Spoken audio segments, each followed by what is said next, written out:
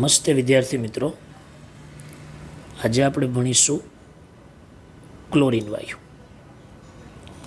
તો વિદ્યાર્થી મિત્રો, ક્લોરીન વાયુના જે શોધક હતા ને એ શોધક હતા સીલે.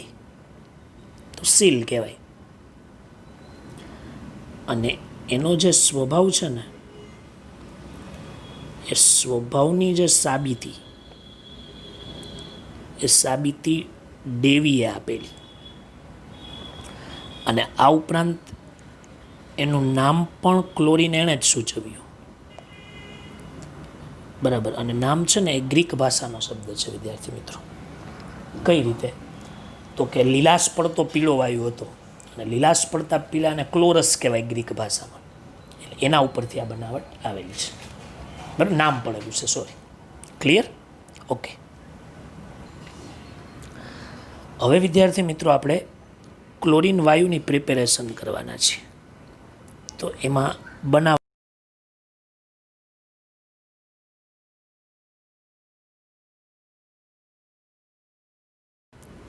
MnO2 ની તમે સાંદ્ર HCl સાથે પ્રક્રિયા કરશો એટલે તમને ક્લોરીન વાયુ મળશે. MnCl2 મળશે, પ્લસ H2O મળશે અને પ્લસ Cl2 મળશે. એટલે મેંગેનીઝ ડાયોક્સાઇડની સાંદ્ર HCl સાથે પ્રક્રિયા કરતાં ક્લોરીન વાયુ મળે છે. હવે ઓક્સિજન 2 છે તો અહીંયા 2 વડે ગુણો તો હાઇડ્રોજન 4 થાય. તો અહીંયા ક્લોરીન કેટલા થશે? 4. તો ક્લોરીન અહીંયા 2 અને 2 4. એની પહેલી બનાવટ છે. હવે હું એમ કહું, જો HCl ન લેવું હોય તો વિદ્યાર્થી મિત્રો HClના બદલે મીઠું પ્લસ સાંદ્ર H2SO4નું મિશ્રણ વપરાય છે. સાંદ્ર H2SO4નું શું વપરાય છે? મિશ્રણ. તો પછી એ equation one type of redox reaction થઈ જશે. NaCl plus H2SO4. જવાબમાં કોઈ ચેન્જ નથી. MnCl2 મળશે, પ્લસ NaHSO4 મળશે, પ્લસ H2O મળશે અને પ્લસ Cl2 મળશે. ક્લિયર? હવે ધ્યાન એટલું રાખવાનું છે કે આનું બેલેન્સિંગ રેડોક્સથી કરવું. તો અહીંયા તમારે NaClને 4 વડે ગુણવા પડશે. ઓકે? NaClને 4 વડે ગુણી દેશો એટલે NaHSO4ને પર 4 વડે ગુણવા પડે. ક્લિયર? તો SO4 4 છે તો અહીંયા પણ 4 વડે ગુણવા પડશે.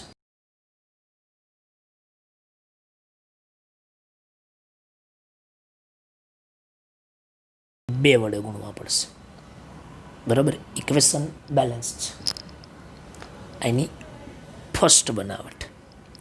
ચાલો, હવે બીજી બનાવટ કે તમે પોટેશિયમ પરમેંગેનેટ એટલે કે KMnO4 અને KMnO4ની પણ HCl સાથે પ્રક્રિયા કરવામાં આવે તો MnCl2 પ્લસ H2O અને પ્લસ Cl2 મળશે. આ પણ રેડોક્સ વગર બેલેન્સ નહીં થાય. બેલેન્સ કરશો તો અઘરું પડશે. એટલે હું અહીંયા ડાયરેક્ટ જ સીધું બેલેન્સિંગ લખું છું. બરાબર? અને સાથે એક KCl પણ છૂટો પડે છે વિદ્યાર્થી મિત્રો. એટલે અહીંયા KClને 2 વડે ગુણવા પડશે. MnCl2 2, પાણીના અણુ 8 અને ક્લોરીન 5. આ એની બીજી બનાવટ છે. ક્લિયર? બરાબર.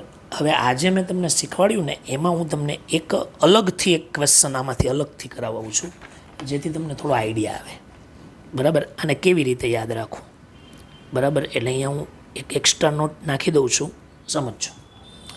તમારે છે ને અહીંયા સ્ટ્રોંગ ઓક્સિડાઇઝિંગ એજન્ટ લેવાનો. કોઈ પણ સ્ટ્રોંગ ઓક્સિડાઇઝિંગ એજન્ટ ચાલશે. એની તમારે HCl સાથે પ્રક્રિયા કરવાની. સાંદ્ર HCl. અને સાંદ્ર HCl સાથે પ્રક્રિયા કરશો ને, બરાબર, એટલે વિદ્યાર્થી મિત્રો રેડોક્સ રિએક્શન થઈ અને ક્લોરીન વાયુ તમને મળશે. જે તમારે યાદ રાખવું પડશે. હું તમને જાણીતા પદાર્થો આપું. MnO2 મેં હમણાં શીખવાડ્યું. KMnO4 પણ મેં તમને હમણાં શીખવાડ્યું. K2Cr2O7 આવશે.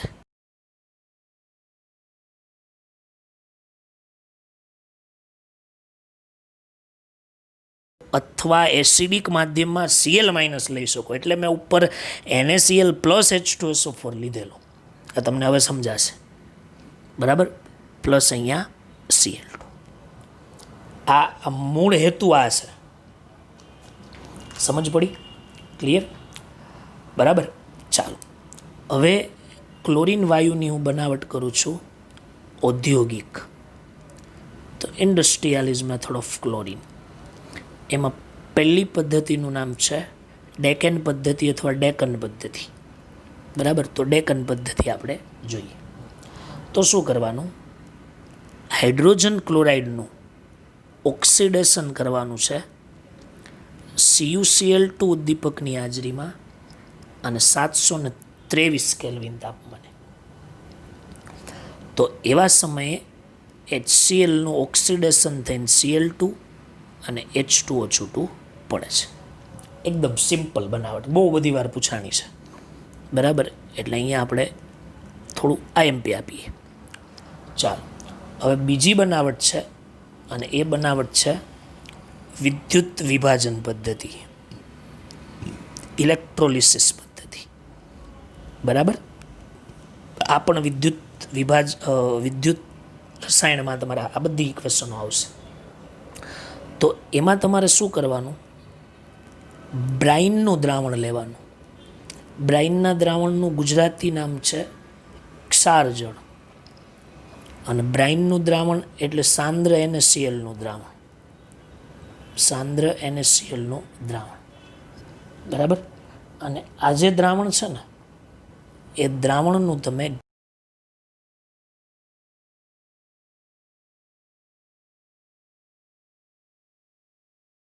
એનોડ પર ઓક્સિડેશન પ્રક્રિયા થઈ અને ક્લોરીન વાયુ મળે છે. અને બીજી ઘણી બધી એવી રાસાયણિક પ્રક્રિયા છે કે જેમાં આડ પેદાશ તરીકે પણ ક્લોરીન વાયુ બનતો હોય છે. ક્લિયર?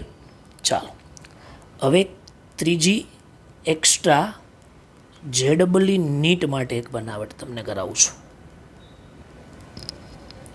અને એ છે બ્લીચિંગ પાવડરમાંથી. બ્લીચિંગ પાવડરમાંથી. ચાલો, કેવી રીતે બને? તો કે CaOCl2ની HCl સાથે પ્રક્રિયા કરો તો CaCl2 plus H2O plus Cl2 મળશે. ક્લોરીન 2 છે તો અહીંયા 2 વડે ગુણ દો, બાકી ઇક્વેશન બેલેન્સ.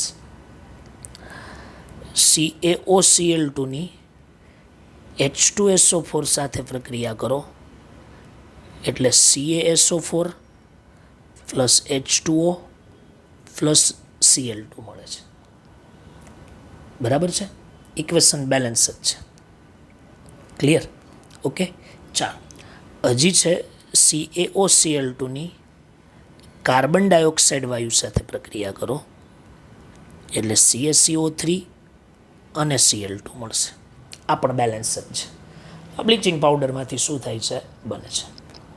અને જો તમારે ખાસ ઇક્વેશનો બહારના પૂછાણા હોય અને એ ક્લોરીનની બનાવટ છે કે નહીં જો તમારે ચેક કરવું હોય ને, તો હું તમને એક વસ્તુ સમજાવું. અહીંયા કોઈ પણ ધાતુવાળો અંદર ધાતુ હોય ને, એવો સ્ટ્રોંગ ઓક્સિડાઇઝિંગ એજન્ટ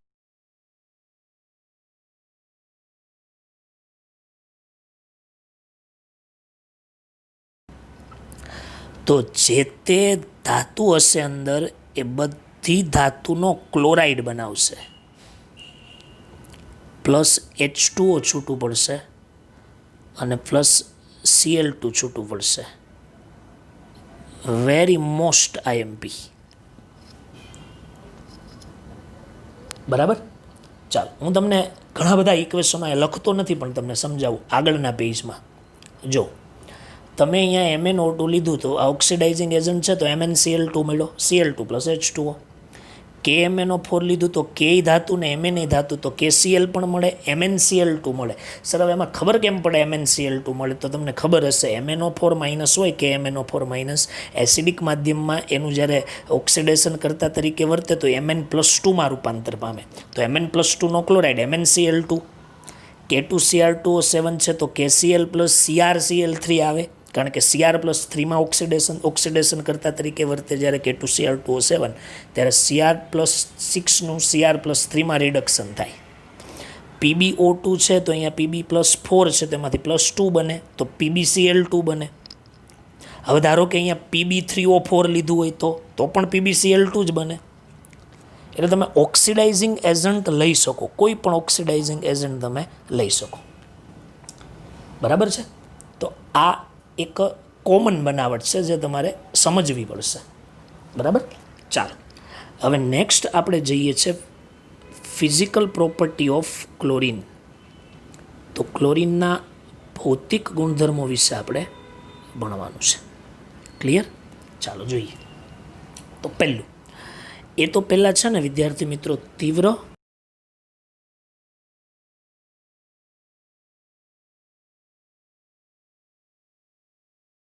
ધરાવતો લીલાશ પડતો પીળો વાયુ છે. લીલાશ પડતો પીળો વાયુ છે. બીજું, હવા કરતાં 2 થી 5 ગણો ભારે વાયુ છે. 2 થી 5 ગણો ભારે વાયુ છે. ત્રીજું, એ છે ને વાયુમાંથી સહેલાઈથી લીલાશ પડતા પીળા રંગમાં પ્રવાહી પાડે. લીલાશ પડતા પીળા પ્રવાહીમાં પ્રવાહીકરણ પામે છે. પ્રવાહીકરણ શું કરે છે? પામે છે. 293 કેલ્વિન તાપમાને એ ઉકળે છે પ્રવાહી હોય તો. પાણીની અંદર એ દ્રાવ્ય હોય છે. પાણીની અંદર કેવું છે? એ દ્રાવ્ય છે. ક્લિયર? ઓકે, ચાલો, આ ફિઝિકલ પ્રોપર્ટી. હવે એમાં એક એક્સ્ટ્રા હું તમને કહું છું, વિદ્યાર્થી મિત્રો, તમારી પાસે બરફ હોય, બરફનું બંધારણ હું અહીંયા દોરું છું. બરાબર? દાખલા તરીકે અહીંયા બરફમાં તમને ખબર હશે આ ટાઈપના હાઇડ્રોજન બંધ હોય ને વચ્ચે આ છિદ્ર હોય, અને એમાં છે ને વિદ્યાર્થી મિત્રો ક્લોરિનના પરમાણુ ગોઠવાય. શેના પરમાણુ ગોઠવાય છે? ક્લોરિનના. બરાબર? અને એ ક્લોરિનના પરમાણુ એની અંદર ગોઠવાય. બરાબર? અને Cl2 × 8H2O બનાવે. આવું બનાવે. અને આ જે કમ્પાઉન્ડ છે ને, એ કમ્પાઉન્ડને ક્લેથરેટ કમ્પાઉન્ડ કહેવાય. ક્લેથરેટ. ક્લેથરેટનું ગુજરાતી શબ્દ કંઈ નથી. બરાબર? એટલે આ એક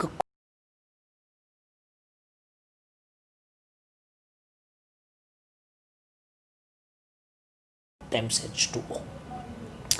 તો આ ક્લોરિન વાયુની ફિઝિકલ પ્રોપર્ટી છે. ક્લિયર? ઓકે, ચાલો હવે આપણે આગળ. ક્લોરિન વાયુના રાસાયણિક ગુણધર્મો. બરાબર? તો એમાં પહેલું છે કે ક્લોરિન છે ને વિદ્યાર્થી મિત્રો, એ ધાતુ અને અધાતુ તત્વ સાથે પ્રક્રિયા કરીને ક્લોરાઇડ સંયોજનો બનાવે છે. ધાતુ અને અધાતુ તત્વ સાથે પ્રક્રિયા કરીને ક્લોરાઇડ સંયોજનો બનાવે. ક્લિયર? ચાલો, દાખલા તરીકે એલ્યુમિનિયમની ક્લોરિન સાથે પ્રક્રિયા કરીએ તો શું બને? AlCl3. સોડિયમની ક્લોરિન સાથે પ્રક્રિયા કરીએ તો શું બને? તો કે NaCl. Feની ક્લોરિન સાથે પ્રક્રિયા કરીએ તો શું બને? FeCl3. આ ધાતુ તત્વ છે. હવે એવી તો ઘણી બધી ધાતુ, Zn લ્યો તો ZnCl2 બને, Cu લ્યો તો CuCl2 બને. બરાબર? ચાલો, હવે એવી રીતના આપણે અધાતુ લઈ લઈએ. તો અધાતુમાં ફોસ્ફરસની જાણીતી પ્રક્રિયા સમૂહ નંબર 15માં આવી ગયેલી. જો લિમિટેડ માત્રામાં હોય તો PCl3. બરાબર? અને જો Cl2 એક્સિસ હોય વધુ પ્રમાણમાં તો PCl5. સલ્ફરમાં પણ 16મા સમૂહમાં આવેલું કે સલ્ફરની ક્લોરીન સાથે પ્રક્રિયા કરો એટલે સલ્ફ્યુરાઇલ ક્લોરાઇડ બનાવે H2Cl2, બરાબર. અથવા છે ને આવું આવે, સલ્ફર વત્તા Cl2 gives H2Cl2. તો આ પહેલો ટોપિક થયો ક્લોરીન વાયુની ધાતુ અને અધાતુ સાથે પ્રક્રિયા. ચાલો બીજો ટોપિક આવો છે એફિનિટી ઓફ હાઇડ્રોજન, હાઇડ્રોજન પ્રત્યેનું આકર્ષણ. તો વિદ્યાર્થી મિત્રો અહીંયા હું લખું છું કે ક્લોરીન વાયુ છે ને એ હાઇડ્રોજન સાથે બહુ જ વધુ આકર્ષણ ધરાવે, ખૂબ જ વધુ આકર્ષણ શું કરે છે, ધરાવે છે. માટે હાઇડ્રોજન ધરાવતા સંયોજન સાથે જો એ પ્રક્રિયા કરવામાં આવે, ક્લોરીનની હાઇડ્રોજન ધરાવતા સંયોજનો સાથે પ્રક્રિયા કરવામાં આવે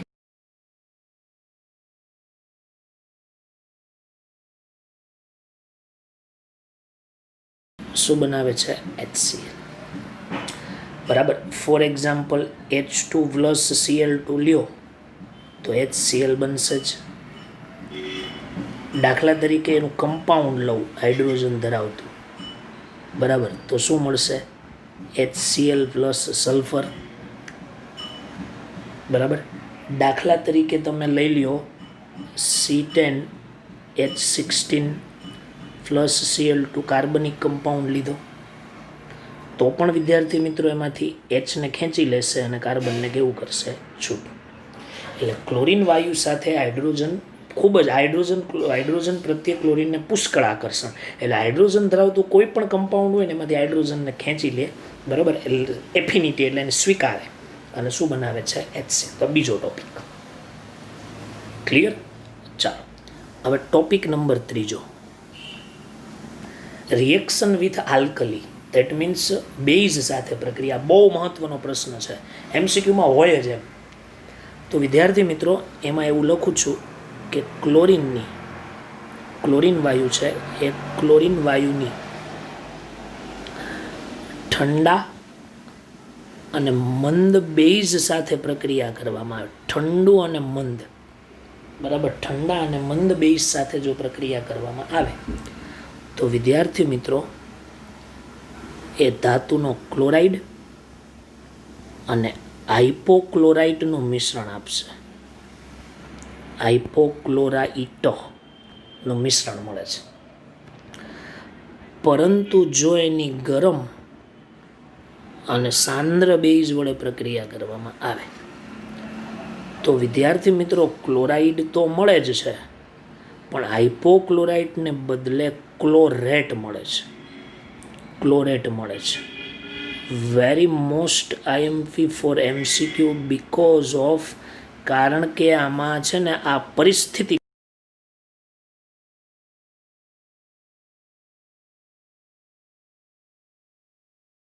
OHની ક્લોરીન વાયુ સાથે જો પ્રક્રિયા કરવામાં આવે તો NaCl પ્લસ NaClO, જો આ ClO માઇનસ છે ને એક હાઇપોક્લોરાઇટ છે, આગળ સોડિયમ એટલે સોડિયમ હાઇપોક્લોરાઇટ, બરાબર, H2O આવું મળશે.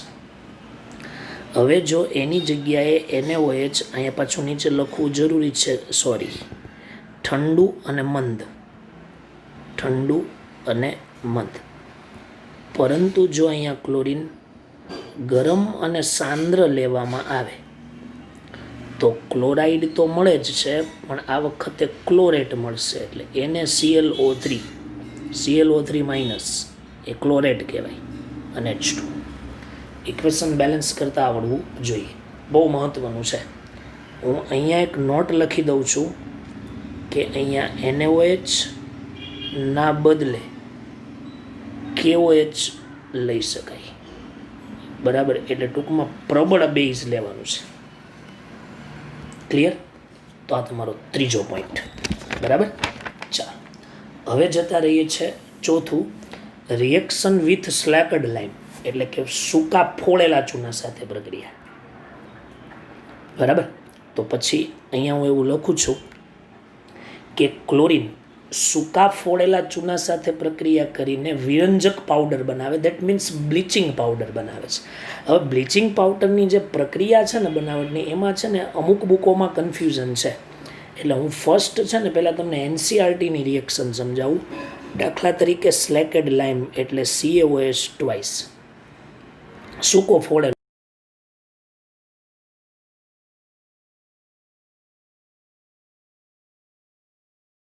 આવું બનાવે છે, પ્લસ CaCl2 બનાવે અને પ્લસ 2 ટાઈમ્સ H2O, સોરી વિદ્યાર્થી મિત્રો, પ્લસ H2O છૂટું પડશે. પછી તમારે આનું બેલેન્સિંગ કરવાનું. અથવા આવું જો ક્યાં ઇક્વેશન આપ્યું હોય ને તો પણ ગભરાવવું નહીં, બરાબર. CaOH twice plus Cl2 gives CaOCl2 અને પ્લસ શું આવશે? H2O. આ પણ બ્લીચિંગ પાવડર છે. હવે છે ને બ્લીચિંગ પાવડરનું અણુસૂત્ર પૂછ્યું હોય ને તો એનસીઆરટીમાં આ આપેલું છે, એટલે તમારે આ જ લખો. બાકી આમ જનરલી બુકમાં બધું આ આપેલું છે, બરાબર. એટલે આના વિશે થોડું કન્ફ્યુઝન છે. હવે આ બ્લીચિંગ પાવડરનું સંગઠન તમને પૂછે, બંધારણ, તો બંધારણની અંદર તમારે લખવાનું CaOCl2, sorry CaOCl2 twice into CaCl2 into CaOH twice into 2 times H2. આટલા બધા ઘટકો અંદર હોય બ્લીચિંગ પાવડરમાં, એનું સંગઠન છે. ક્લિયર? ઓકે, તો આ ધ્યાનમાં રાખવાનું. તો આ ત્રીજો પોઈન્ટ, સોરી તો ચોથો પોઈન્ટ સમજાયો ને, ચોથો point reaction with slaked lime. Clear? ચાલો, પાંચમી પ્રોપર્ટી, એટલે પ્રોપર્ટી જ છે પણ પાંચમો ટોપિક, હાઇડ્રોકાર્બન સાથે પ્રક્રિયા. તો વિદ્યાર્થી મિત્રો, આ ક્લોરીન વાયુ છે ને એ સંતૃપ્ત હાઇડ્રોકાર્બન હોય ને સિંગલ બંધવાળા, તો હાઇડ્રોજનનું વિસ્થાપન કરીને વિસ્થાપિત નિપજો બનાવે. 11માં આપણે શીખવાડેલું ને મુક્તમૂલક ક્લોરિનેશન, આ બસ એની વાત કરું.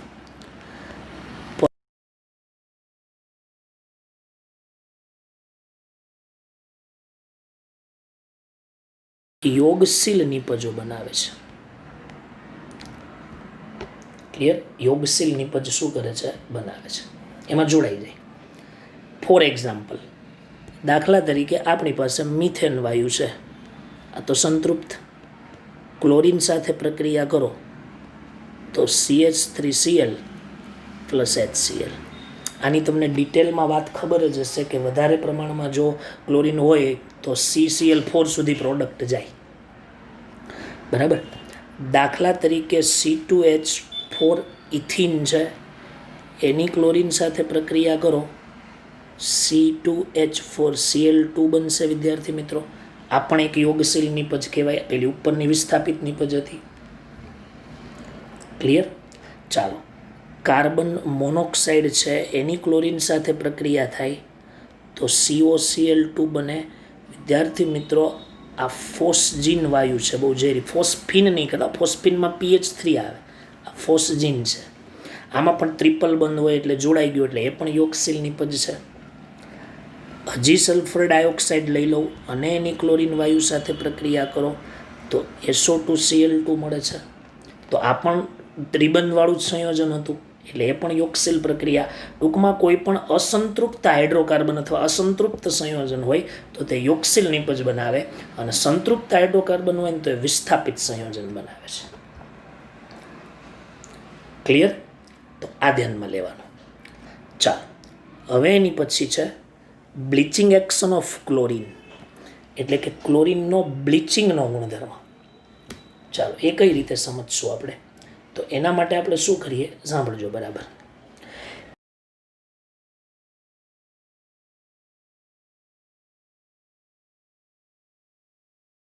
દ્રાવણ છે ક્લોરીન જળ, તો એ સ્થિર ક્લોરીન જળ છે ને એમાંથી HCl અને HOCl બનવાને કારણે, બરાબર, HOCl બનવાને કારણે ક્લોરીન વાયુ પોતાનો જે પીળો રંગ છે ને એ પીળો રંગ એ ગુમાવે છે,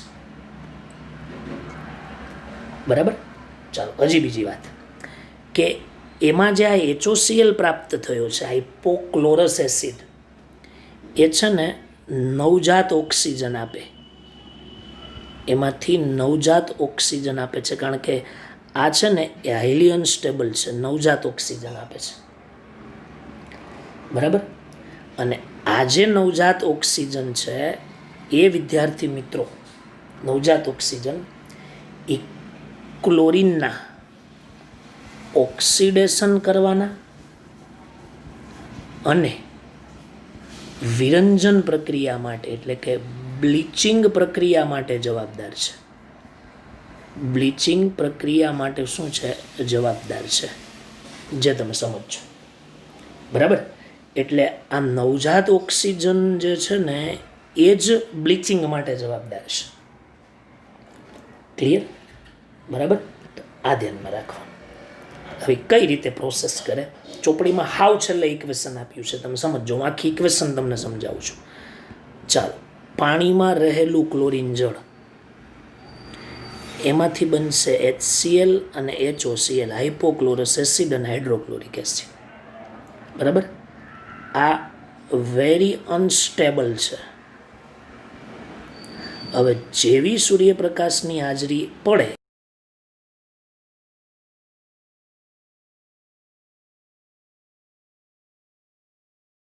સમજો.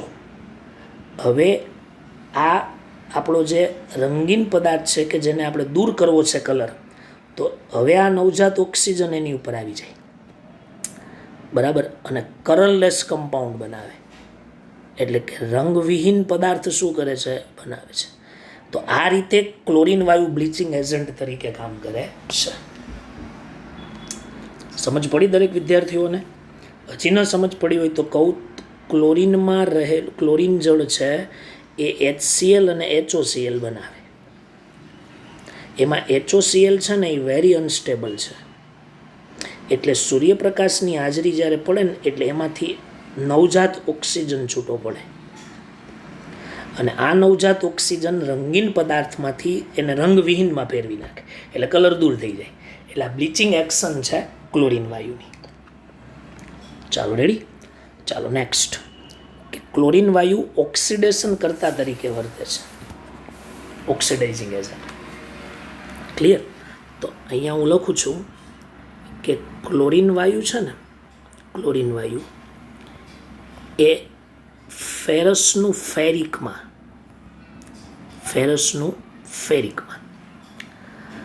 પછી સલ્ફાઇડ S-2 હોય ને તો એનું સલ્ફેટમાં ઓક્સિડેશન કરે છે, કેમ કે એ પોતે તો રિડક્શન પામવાનો છે અને અન્યનું જ ઓક્સિડેશન કરે છે, બરાબર. આ એક ધ્યાનમાં રાખ. ક્લિયર? બીજી વાત કે ફ્લોરિન વાયુ, ક્લોરીનની સાથે બીજું લઈ લો, ફ્લોરિન વાયુ. એ ફ્લોરિન વાયુ એ પણ ઓક્સિડાઇઝિંગ એજન્ટ છે.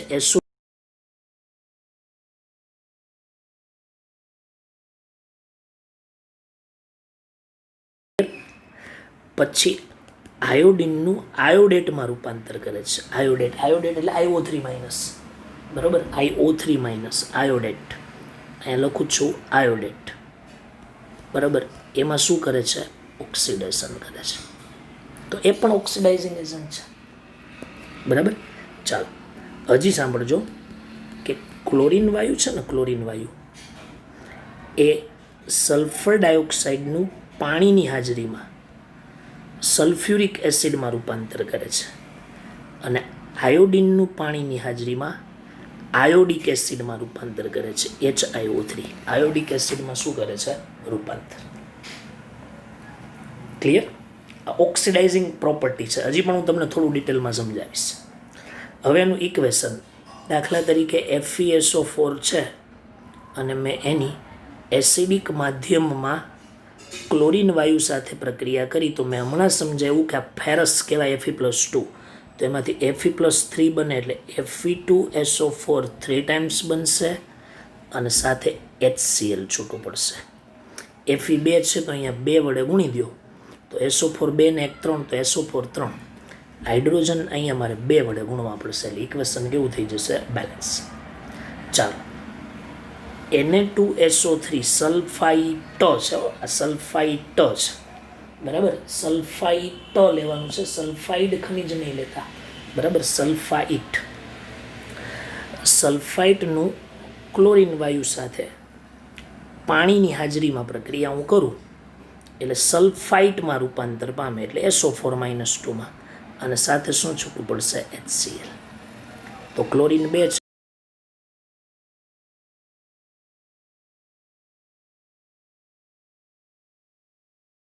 સાથે પાણીની હાજરીમાં પ્રક્રિયા કરવાની, તો પછી H2SO4 અને સાથે શું છૂટું પડશે? HCl. અહીંયા 2 વડે ગુણવું પડશે, અહીંયા પણ 2 વડે ગુણવું પડશે, એટલે ઇક્વેશન બેલેન્સ થશે. એવી રીતના આયોડિનની ક્લોરીન વાયુ સાથે પાણીની હાજરીમાં પ્રક્રિયા કરો એટલે આયોડિક એસિડ બને, HiO3 પ્લસ અહીંયા શું આવશે? HCl. ક્લિયર? ઓક્સિજન 3 છે ને અહીંયા ઓક્સિજન 1 જ છે, તો એના માટે શું કરવું પડશે? અથવા હાઇડ્રોજનમાં પણ પ્રોબ્લેમ થશે. ક્લોરીન 2 છે તો અહીંયા ક્લોરીન 2 કરું તો હાઇડ્રોજન 2 ને કેટલા થઈ જશે? 3. તો હાઇડ્રોજન 3 છે ને આ બાજુ 2 છે ને, તો તમારે એક જ કામ કરવાનું, બરાબર. આ પાણીનો અણુ છે ને એને 6 વડે ગુણી દો, તો હાઇડ્રોજન 6 ગુણ્યા 2 12 થયા ને, તો હાઇડ્રોજન અહીંયા 10 કરી દઉં ને આયોડિન અહીંયા 2, એટલે હાઇડ્રોજન 12 થઈ જશે, બરાબર. અને આયોડિન કેટલા છે? 2, તો આયોડિન તો 2 જ છે, એટલે ઇક્વેશન ક્લોરીન 10 છે તો ક્લોરીન અહીંયા કેટલા કરવા પડશે? 5 વડે, બરાબર. તો આ એની ઓક્સિડાઇઝિંગ પ્રોપર્ટી મેં તમને સમજાવી. છતાંય તમારે જો રેડોક્સ પ્રક્રિયા માટે યાદ રાખવું હોય ને તો તમારે આવી રીતે સમજવાનું. તમે અહીંયા ક્લોરીન વાયુ લઈ લ્યો અને ઓક્સિડેશન કરતા તરીકે વર્તે છે એવું શો કરો. તો હવે શું થાય કે ધારો કે તમે Fe+2નું કોઈ પણ કમ્પાઉન્ડ લીધું તો એ Fe+3માં કન્વર્ટ કરી નાખશે. SO3-2 લીધું તો એ SO4-2માં રૂપાંતર કરશે. જો સલ્ફર ડાયોક્સાઇડ લીધો તો SO4-2 અને SO4-,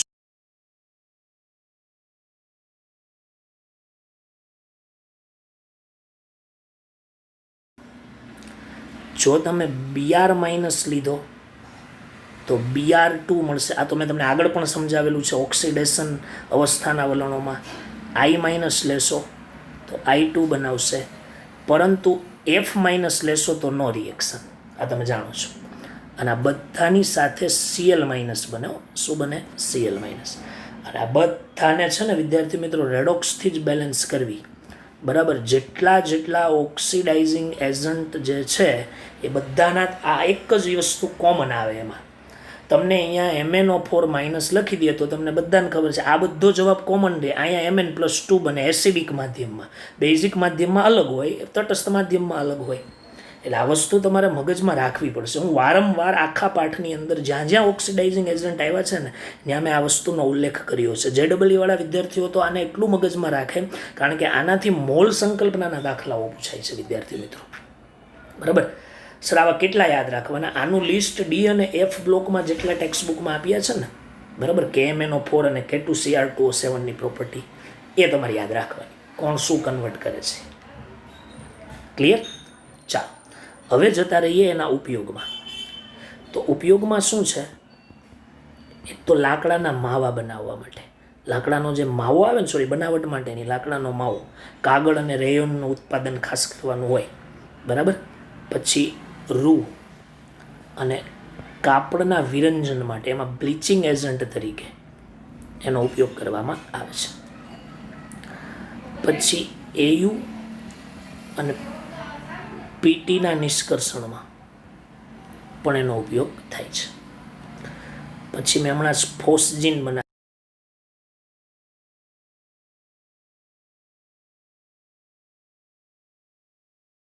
અશ્રુવાયુ. આમ તો NO2 ધ્યાન રાખવાનું, CCl3NO2 અશ્રુવાયુ, બરાબર. પછી રંગકો, પછી ઔષધો, CCl4, CHCl3, DDT, પછી પ્રશાંતકો વગેરેની બનાવટમાં ક્લોરીન વાયુનો ઉપયોગ કરવામાં આવે છે. બરાબર. પીવાના પાણીને જંતુરહિત કરવા માટે, પીવાના પાણીને રોગાણુ મુક્ત કરવા માટે, આવો શબ્દ ચોપડીમાં છે, રોગાણુ મુક્ત કરવા માટે ક્લોરીન વાયુ વપરાય છે. પછી આ ઉપરાંત મસ્ટાર્ડ વાયુ જેવા ઝેરી વાયુની બનાવટમાં પણ વપરાય છે. મસ્ટાર્ડ વાયુ Cl CH2 twice S CH2 twice Cl. મસ્ટાર્ડ વાયુની બનાવટમાં ક્લોરીન વાયુનો શું કરવામાં આવે છે? ઉપયોગ. તો પરીક્ષાની દ્રષ્ટિએ આ ક્લોરીન વાયુ બહુ જ અગત્યની વસ્તુ છે.